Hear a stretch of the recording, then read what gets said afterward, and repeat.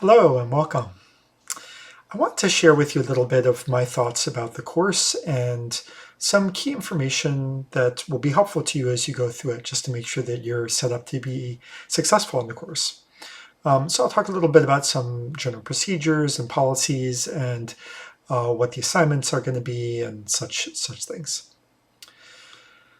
All right, so first thing I just want to add a caveat. This is, well, I've taught in this topic before. This is pretty much a new course. So, we're dealing with the pandemic and it's a new course. So don't be surprised if a few things change here or there. There might be some shifts. If so, I will communicate with you via email and on Canvas. But, just keep that in mind. And of course, those changes will always be in your favor, and I will be trying to make the course better by making those shifts. So the other thing I just want to say from the start is that we're in a pandemic, and the reality is that these are strange and often really challenging times that we're living through. So I know that for myself and probably for many of you, we don't feel like we're operating quite at the level that we normally would be. And I just want to say I understand that and I respect that. And I want you to be both kind to yourself if you sometimes don't live up to your own standards, and be kind to others as well. And, also remember that while we want to get good grades and everything, that it's important to take care of ourselves as we're going through these courses, and that I support and respect your need to do so if you do. Now, as you're going through that, please do make a point of communicating with me if you need anything, right? It will help me to know what you're going through, and if you feel like sharing that. And it will also help if I know beforehand if there's issues that might prevent you from doing the work that you would normally do. So as you know, this class is hybrid, so we'll be doing 50% of our classes in person and 50% online. Of course, the first week is online, but in the future, from January 10th on, we'll be doing in-person sessions, unless there's a major shift at a university level, which we would, of course, be notified of. So we'll be meeting from 8:45 to 10:45 on Mondays in UW 1030. Now, I'll note, for this course, I do not require attendance. So showing up is not something that is necessarily required. I'm going to talk a little bit about that more. I just don't feel like it's responsible to require something like that when, some of us might get sick, things might arise. I don't think it's fair to necessarily penalize people for that type of thing. So I'll talk about that a little bit later in this conversation. But I do want to talk a little bit about the in-person sessions. So obviously, we want to do this as safely as possible. This is a health-related course. I care a lot about health, and I care about your well-being, and I care about my well-being too. So first off, always, if you're not feeling well, or if you've been recently exposed to somebody who has COVID-19 and is sick, please stay home. It's not good to risk anything by showing up to class. For people in the in-class sessions, obviously masks are required, and they're required whether you have whether you're vaccinated or not. And because we want you to have masks on, there's no food or drinks in the classrooms during our class meetings. Now, wearing masks also includes having it fitting on your face well, right? So we know that there's different ways of wearing masks. It can't be down over your nose. It has to be over your nose and not have gaps in the side, etc. So, that's another important element to this. If I see somebody is not wearing a mask or not wearing a mask properly, I will say something. I'm actually required, it's my job to do so, because I'm responsible for ensuring the safety as much as possible of everybody in the classroom. So, and if needed to, I'll ask people to leave. So that is an expectation of me, and just kind of the way it works for in-person sessions. And again, I know that sounds strict, but the goal here is to keep everyone as safe as possible, and that seems to be, based upon evidence, the best way to do that. So we'll also be doing, it's also hybrid, so it's 50% online. So a lot of our learning will also be online. And I'll note that some of us are less familiar with online learning, although many of us have gained experience with that over this past couple of years. It does require somewhat different skills. So it's because there's sometimes less formal structure when you're not in class settings. It requires actually greater responsibility on your part to make sure that you're on time, keep up with things, and communicate with me effectively. It's just much easier for people to get behind, and I've seen that for a lot of students. I'll also say sometimes with online learning, it feels more remote, so you don't feel as connected to other students or to me as a professor. And just remember that these learning relationships are still important, and I still want to get to know you. So please do connect with both me and fellow students as you're going through the course. And that will require some effort on your part for those online components. Now, speaking of that, I just want to say a few words about interacting with me. So I know it's kind of challenging sometimes and intimidating to talk to professors. I'm a New Yorker. I might come across as a little intense, but I just want you to know that I do care about you and I do want to connect with you as students. And it's important to me to support you as you're going through your educational journey. There's a tendency I've noticed for students that when, for example, they get behind or they're not doing well on grades, that they get frustrated and they feel like they can't talk to me because they just feel embarrassed or uncomfortable or they run out of energy for that.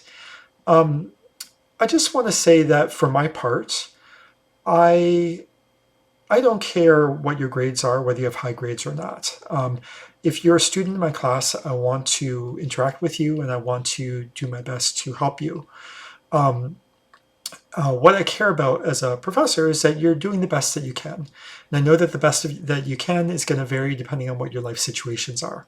So I understand that. And I just don't want that to prevent you from talking to me if you need to. So let me transition a little bit to talking about policies for the class. Obviously, it's helpful to read the syllabus because those are the overall policies. Do you feel like you can contact me? You can contact me via email. A lot of people do it that way. You can contact me to set up meetings to talk about anything that's going on. Often we do that over Zoom, but there's other things we can do, phone or other types of ways of meeting to talk about things. In terms of class times, which I mentioned previously, the expectation is that we try and show up as much as possible on time. I know it's pretty early. It's not the time that I would have picked for the class.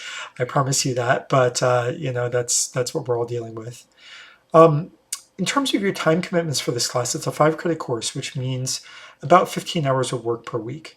That's actually a pretty busy, large amount of time. I think that for most weeks you won't have 15 hours of work, but there might be some where it might be more, it might look like that. And, also some people work at different speeds. So that's 15 hours for an average students. So for some folks, it might take more. So just plan for that as you're thinking about your schedules and your work and everything like that, because that is sort of the expectations of the course. Now, for the course, of course, I expect, academic integrity, and you're probably quite familiar with that, but there are student resources for understanding. Obviously, plagiarism and cheating isn't acceptable. A lot of what I do requires, trusting you as students. And obviously, I take that very seriously if there seems to be any issues around those types of integrity issues. In terms of plagiarism, it's good to know how to cite your sources. We use the APA 7th edition for citations. So I'll also note that in the syllabus, there's some resources for you if you're a parent. We also we want this to be a good experience for students who are undocumented. That should not interfere with your ability to have a good education, and I would want to support you in any way that I can. That same goes for disabilities and differences, where you might need different types of help or accommodations. So please talk to DRS if you need anything like that. And also, I would love to talk to you about that as well. Inclement weather, it's winter, so we all want to be safe. We don't want to drive during bad weather. So keep an eye out for that. You'll be notified if there are cancellations or we aren't able to do in-person classes. I want to say a few words about conduct in the class. We're talking about health crises, and these are political hot topics. The reality is that political discussions are inevitable. Now, there's a guarantee that there's going to be different political differences in this class. We're all coming from different backgrounds, and that's not a bad thing, right? If we all had the same opinion, we would learn so much less in the class. So there's value to that. And we can really see it as an opportunity to learn from one another. Now, what really helps with that is if we engage in a respectful way with one another as we're doing that.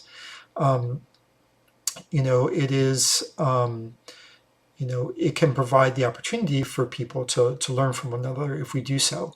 That being said, there are certain things that we can't accept in the class, racism and sexism and other types of discrimination are not acceptable in this class. So we really need to be careful as we approach how we talk about things. And if you have any concerns about that, please do talk to me. And the reality is that I, as an instructor, could mess up too. And if I do anything that you find concerning, I would want to know that as well. I will note, just on the politics side, that we're talking about health crises, and two of the main crises that we're going to be talking about are COVID-19 and climate change, and those are very politically weighted and controversial topics right now. What I will say is that there's a lot of room for conversation about different types of challenges there. I, as an instructor, am following and believe in the scientific consensus that COVID-19 is a virus that is actually a severe health risk. And I also believe that climate change is real, and that's in accordance with the consensus of the scientific community. Some of you taking this class may not agree with some of those perspectives. I think that if it may be the case that you might find that somewhat frustrating at times, because I do take that as given, and I'm probably not going to spend a lot of time debating those positions.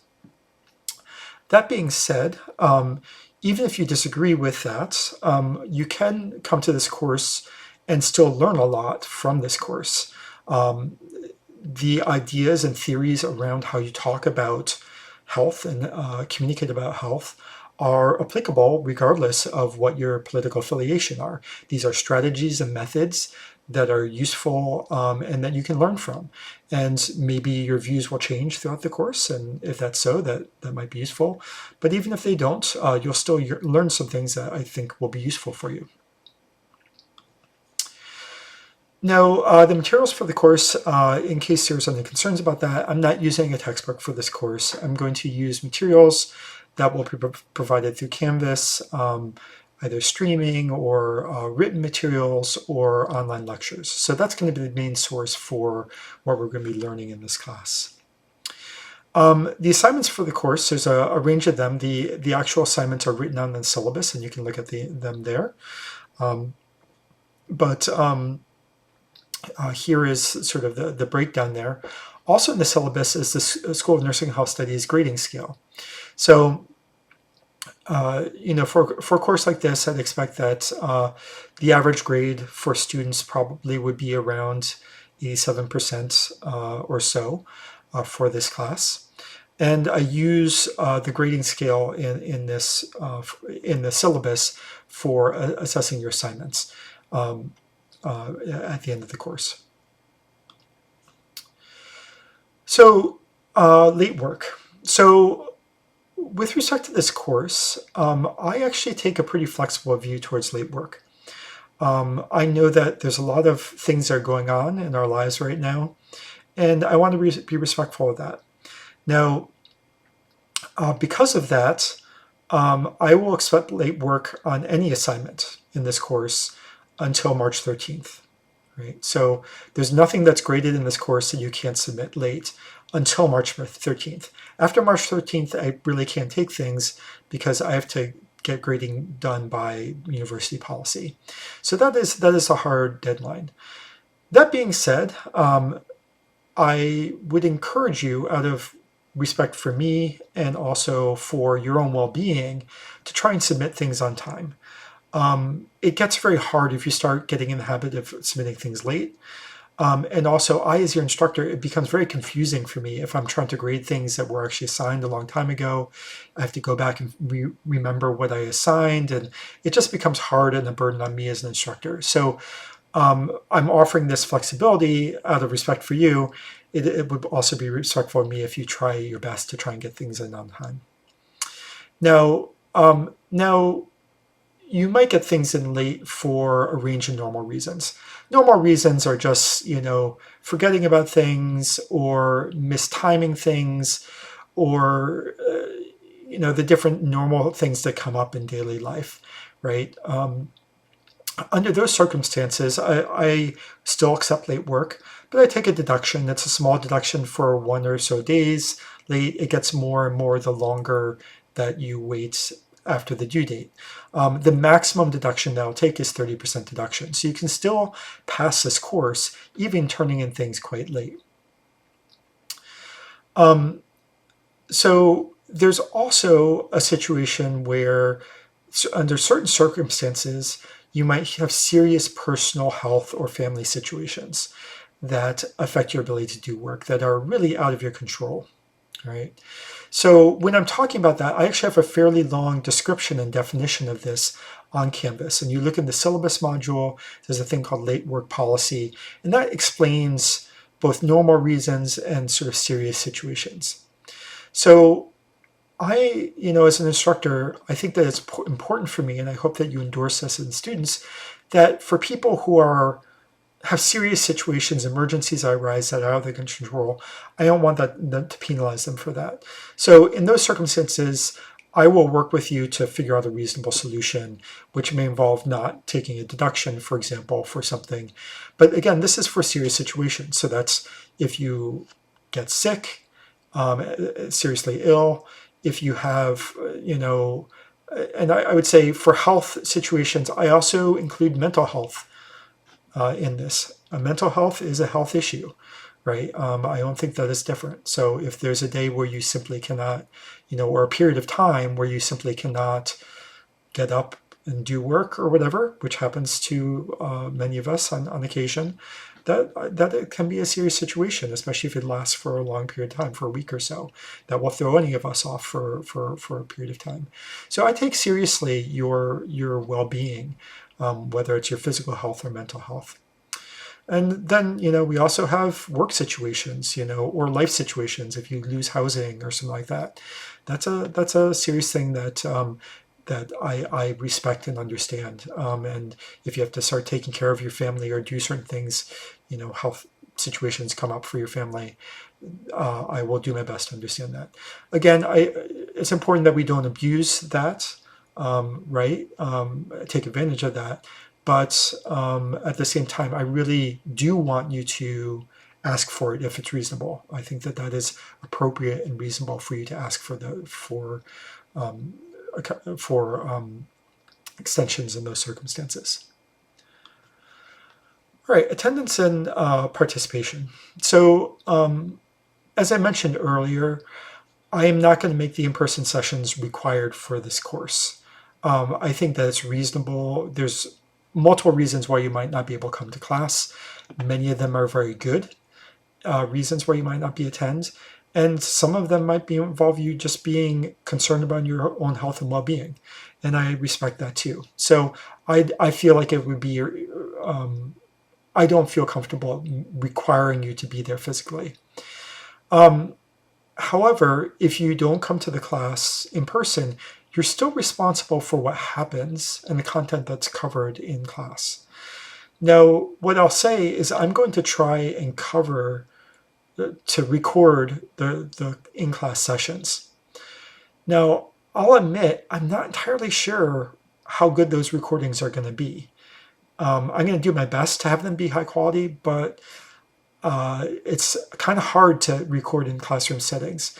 So it probably won't be the same as being there in person, but I'll do my best to offer you, those of you who can't attend, the best thing that I can. And, that might be something that will have variable quality.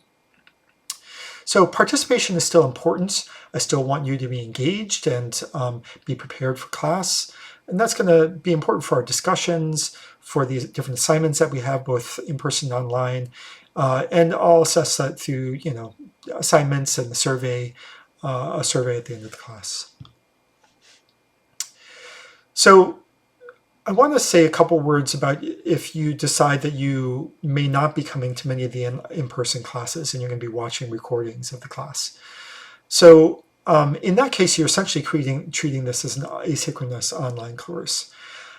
If you do that, if you choose to do that, just be aware that you really, really have to read your email and you really have to pay close attention to Canvas and the assignments, because things will change there, and you just have much less opportunity, to pick up on things, and it's likely that there will be more confusion in that context.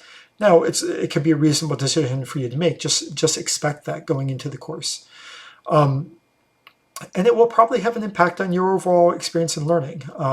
Generally, for students who I've seen make that choice, they typically don't do as well in terms of grades and their understanding, but you can still do quite well if you pay attention and keep up to date on the course. Again, don't hesitate to contact me if you have questions as you're doing this. Now, what are we assessing? We're going to be doing weekly discussion boards where you can ask questions and comments about the material that was covered that week. The assignments will typically be due on Sundays at 11:59 p.m. That gets them done before class on Monday. We'll also be doing a range of different exercises, which will typically be due Sundays. Sometimes it'll be a little bit variable. I may sometimes ask for a little bit earlier or later. When you're commenting and doing posts on these discussions, usually I'll ask you to comment and post on your peers' comments. So if you do add things to other students, comment on what they said or add new ideas, those posts need to be substantial. All right, they need to be something that advances the conversation. They have to be more than just saying, yeah, I agree, or, very short responses. Those things won't qualify and you won't get the points that you probably want to be getting. The other thing I want to emphasize is when you're engaging with these discussion boards, it's common for people to just notice the first discussion and just only post on the first thing that people post. It's really helpful if you can actually scroll down and comment also on some of the threads that are later on in the board, which can sometimes be really interesting. So please do also keep that in mind, just to spread out the comments and keep things interesting. We will have exams for this course. There are 3 exams. They're going to be open book and online. They're also timed, so you'll have a limited amount of time for it. They'll have multiple choice questions, and they may have written questions as well. I haven't decided on that exactly yet. And it's going to assess the content from, the lectures, reading, videos, and exercises that we do in the class. I will also curve the exams. So the initial grade that you get on the exam will probably not be the grade that you finally get on the exam. We'll also do a project, and the project is going to be a chance for you to look into and learn more about a health crisis that you care about. and make some recommendations and create some ideas around how one would communicate about this with a population and audience. So you'll do an initial proposal for this, where I'll give you some suggestions and recommendations for it. And you also do a presentation on that project, either in class or through a video submission for the class. There's also going to be some extra credit that will sometimes come from in-class or engagement in the class, Canvas and in-class activities. It could be conversations and your engagement with me as instructor. There'll be an extra credit survey, and there might be other activities that show up that are extra credit related.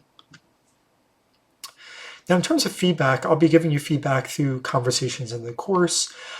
You can also arrange time to chat with me if you have questions or concerns. And then my grading is also kind of a form of feedback that should give you some idea of how you're doing. Sometimes I will leave feedback on your assignments, your written assignments. So the way that you find that feedback is when you look at your grades. If you look at the assignment, over on the end, you'll see this little icon, which I've circled here in red, which looks like two little voice boxes, quote boxes. So you click on that, and that would mean, and if I left you any comments, you would find them there, and those would be written comments. So in summary, your grading for this course is going to be based on your individual performance. I'll grade based upon the general School of Nursing Health Studies grading approaches. Even though the course will be challenging, it won't affect your grade negatively to take this course. And it's also going to be curved at the end, so it's very likely, depending on how the grades are, that it's possible that your grades might go up at the end of the course. So often students wonder, how do I get a good grade in this course? First off, I would say I can't guarantee that anyone will get any specific grade. That I don't know as an instructor. I can just say that on average for the course, the grade is going to be around 87%. Some will be higher, some will be lower. If you want to get a good grade, I would encourage you to prioritize understanding concepts. So don't just memorize things, also understand what things mean and how they would apply to different things. When you're writing, write carefully and pay close attention to instructions. It's always a shame to me when someone does an assignment, but they didn't understand what the assignment was, even though it was written above. So do read the instructions carefully.